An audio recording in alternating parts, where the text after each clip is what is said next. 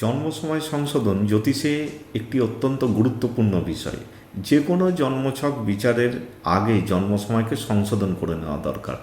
তার কারণ হচ্ছে নার্সিংহোম বা হসপিটাল থেকে আমাদের যে সময়টা দেওয়া হয়, যে জন্ম সময়টা দেওয়া হয়, প্রকৃত সময়ের সঙ্গে দেখা যায় যে হামেশাই 3 থেকে 4 মিনিটের ডিফারেন্স থেকে যায়। তো এই সময়টা যদি অ্যাডজাস্ট না করে কোনো জন্মছক প্রস্তুত করা হয় বা বিচার করা হয়, তাহলে কিন্তু ভুল হওয়ার সম্ভাবনা ভীষণভাবে বেড়ে যায়। কারণ এক্ষেত্রে লগ্ন চেঞ্জ হয়ে যেতে পারে, লগ্নের নক্ষত্রও চেঞ্জ হয়ে যেতে পারে। বিশেষ করে যারা কৃষ্ণমূর্তি পদ্ধতিতে জ্যোতিষ বিচার করেন, তাদের ক্ষেত্রে কিন্তু জন্ম সময় সংশোধন একটি অত্যন্ত গুরুত্বপূর্ণ কাজ হয়ে দাঁড়ায়। কারণ কৃষ্ণমূর্তি পদ্ধতি পুরোটাই সাবলট থিওরির ওপর বেস করে গড়ে উঠেছে। তো সেক্ষেত্রে একটা সাব 3 থেকে 4 মিনিটের ডিফারেন্সে চেঞ্জ হয়ে যেতে পারে, আর একটা সাব চেঞ্জ হওয়া মানে পুরো প্রেডিকশানই ভুল হয়ে যায়। হাজারো পদ্ধতি আছে জন্ম সময় সংশোধনের। কিভাবে সঠিক পদ্ধতিতে জন্ম সময়কে সংশোধন করা যায় তার একটি উদাহরণ আমি এখন দেখাবো কম্পিউটার স্ক্রিনে। চলুন দেখা যাক। আমি এখন এই জন্ম ছকটি রেকটিফাই করব। তো এটি একটি জাতিকার জন্মছক।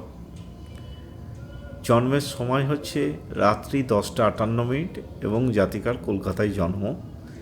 তো তিনি জানিয়েছেন যে তার জন্মের সময়টি একদমই সঠিক।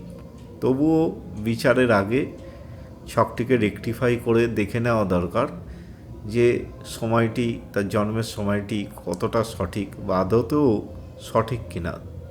তো এই ক্ষেত্রে আমাদের রুলিং চন্দ্রের পজিশনের সঙ্গে লগ্নের পজিশান, জন্মলগ্নের পজিশানকে ট্যালি করতে হবে। রুলিং চন্দ্রের যে পজিশান দেখা যাচ্ছে, যে চন্দ্র রয়েছে শনির রাশিতে, চন্দ্রের নক্ষত্রে, শনির সাপ এবং রাহুর সাপে। তো এই পজিশানটার সঙ্গে লগ্নের যে পজিশান, জন্মলগ্নের পজিশানকে আমাদের ট্যালি করতে হবে। যেহেতু জাতিকার জন্ম 10টা 58 এবং জন্ম সময়টি একদমই সঠিক হিসেবে জাতিকা দাবি করছেন, তো সেক্ষেত্রে আমরা এই সময়টাকে 10 মিনিট আগে পিছে করে নিয়ে দেখব যে এই সময়ের মধ্যে কোনো রকম লগ্ন বা লগ্নের নক্ষত্র চেঞ্জ হয়েছে কিনা। অর্থাৎ 10টা 58 জন্ম, আমরা 10টা 48 থেকে 11টা 8-এর মধ্যে এখানে দেখব যে কোনো রকম লগ্ন বা লগ্নের নক্ষত্র চেঞ্জ হয়েছে কিনা। তো এখানে লগ্ন চেঞ্জ হয়নি, অর্থাৎ তুলা লগ্নে জাতিকার জন্ম, এটা একদম কনফার্ম হয়ে গেল। কিন্তু দেখা যাচ্ছে স্টার লর্ডের চেঞ্জ হয়েছে, লগ্নের যে স্টার লর্ড সেটা চেঞ্জ হয়েছে 10টা 54 মিনিট 53 সেকেন্ড থেকে। রাহুর স্টার শুরু হচ্ছে এখন। মঙ্গল তার আগে ছিল, মঙ্গল পরে হচ্ছে রাহু 10টা 54 মিনিট 53 সেকেন্ড থেকে। এখন মঙ্গলকে নেব না রাহুকে নেব? তো এখানে রুলিং চন্দ্রের মধ্যে যেহেতু মঙ্গল নেই, তাই রাহুকে নিতে হবে।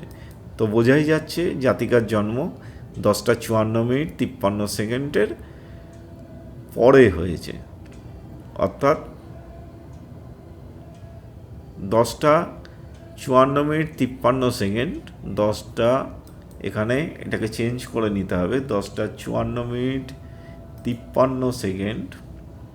এই সময় থেকে রাহুর স্টার যেহেতু এখানে চেঞ্জ হচ্ছে, এই সময় থেকে 11টা 8-এর মধ্যে সাব হিসেবে কাকে পাচ্ছি দেখতে হবে।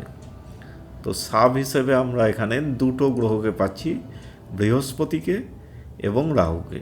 যেহেতু বৃহস্পতি চন্দ্রের রুলিং পজিশানের মধ্যে নেই, সেই জন্যে এখানে সাব হিসেবেও আমরা রাহুকে নেব। অর্থাৎ 10টা 54 মিনিট 53 সেকেন্ড থেকে বৃহস্পতির সাপ শুরু হওয়ার আগে অবধি 11টা 3 মিনিট 44, এখানে 43 সেকেন্ড হবে, 43 সেকেন্ড। এই সময়ের মধ্যে দেখতে হবে কোন কোন সাব লট পাওয়া যাচ্ছে। সাব হিসেবে এতগুলো গ্রহকে পাওয়া গেল: রাহু, বৃহস্পতি, শনি, বুধ, কেতু, শুক্র, রবি, চন্দ্র এবং মঙ্গল। তো এর মধ্যে রাহুকে আমরা নিয়েছি দুবার। তো এখানে রুলিং চন্দ্রের পজিশান যদি দেখা যায়, তো এখানে শনি এবং চন্দ্র পড়ে রয়েছে। শনি এখানে যেহেতু দুবার এসছে, সেই জন্যে এখানে সাপ হিসেবে শনিকে নেব। অর্থাৎ 10:57 থেকে 10:58 এই সময়ের মধ্যে জাতিকার জন্ম হয়েছে। কারণ 10:58 থেকে বুধের সাপ শুরু হচ্ছে এবং বুধ রুলিংয়ের মধ্যে নেই।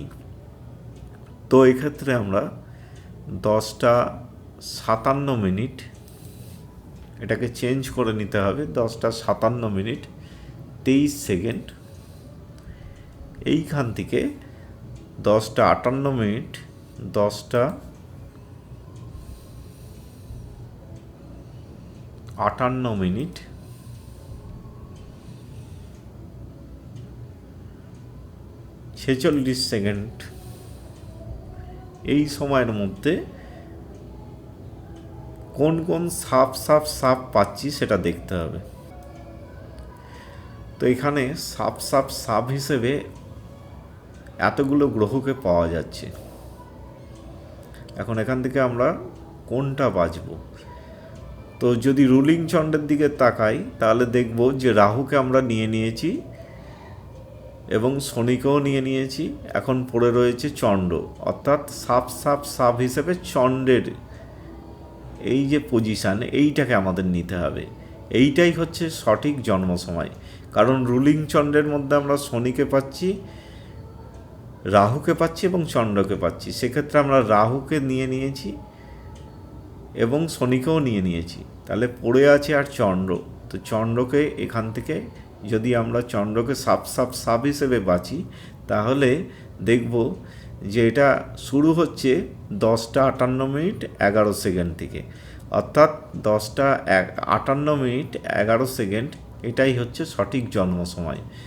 তো এখানে জাতিকা দিয়েছিলেন 10:58 জন্ম সময় এবং তিনি দাবি করেছিলেন যে তার জন্মের সময় একদমই সঠিক। তো এখানে রেকটিফাই করে দেখা গেল যে সঠিক জন্ম সময়টি হচ্ছে 10:58:11। এখন এই 10:58:11 এটা আমরা এই সময় অনুযায়ী আমরা ছকটাকে তৈরি করে নেব।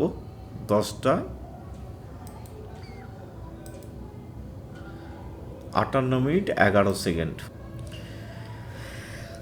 তো এটাই হচ্ছে সঠিক জন্ম সময় বা রেকটিফাইড টাইম।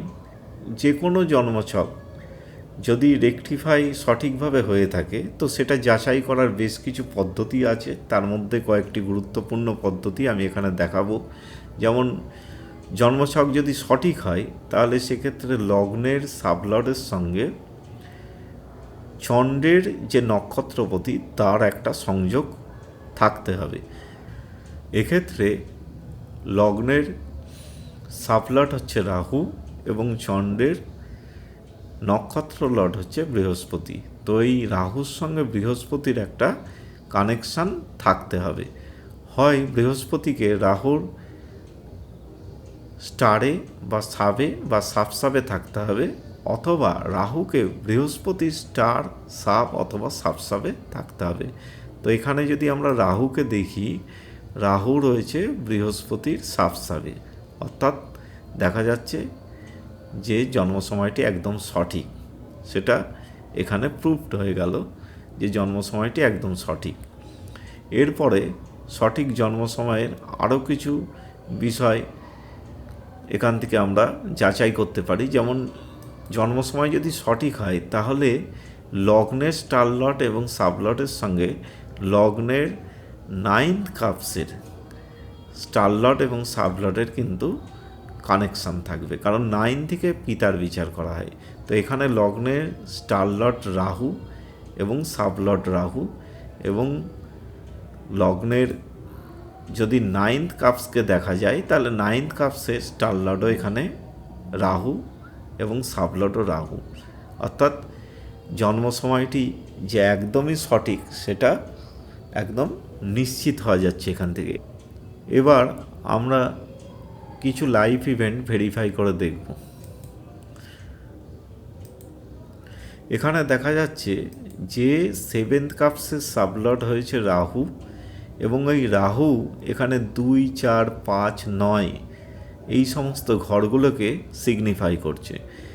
তো 5 এখানে প্রণয় সূত্রে বিয়ে, 4 হচ্ছে বাড়ির কাছাকাছি বিয়ে, এবং 3 এবং 9 এক্ষেত্রে বাড়ি থেকে বেরিয়ে গিয়ে বিয়ে এই সমস্ত নির্দেশ করে। তো বাস্তবে জাতিকা বাড়ির কাছাকাছি প্রণয় সূত্রে বিবাহ করে এবং বাড়ি থেকে বেরিয়ে গিয়ে বিবাহ করে। এবং আরও একটি বিষয় সেখানে হচ্ছে এখানে দ্বিতীয় এবং অষ্টম কাপসের সাবলাট হয়েছে বুধ, এবং বুধের পাশে এই যে প্লাস চিহ্নটার অর্থ হচ্ছে বুধের স্টারে অন্য কোনো গ্রহ নেই।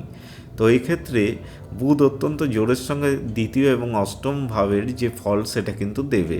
এবং বুধ দেখা যাচ্ছে 12 ভাবেরও কারক, যেটা হসপিটালাইজেশনকে নির্দেশ করে। এবং বুধ রয়েছে বুধের সাবে, অর্থাৎ খুব জোরালোভাবে 2, 8 এবং দ্বাদশ ঘরের নির্দেশক হচ্ছে বুধ। বোঝাই যাচ্ছে যে বুধের মহাদশা চলাকালীন জাতিকার কোনো গুরুতর অবস্থা, দুর্ঘটনা, অপারেশন ইত্যাদির মুখোমুখি হওয়ার সম্ভাবনা রয়েছে। যেমন 8 হচ্ছে গুরুতর অবস্থাকে নির্দেশ করে, দ্বিতীয় হচ্ছে মারক স্থান, এবং 12 হচ্ছে হসপিটালাইজেশন। তো এক্ষেত্রে বুধের মহাদশা চলাকালীন জাতিকা গুরুতরভাবে অসুস্থ হয়ে পড়েন এবং তিনি হসপিটালাইজ হন এবং তার অপারেশন হয়।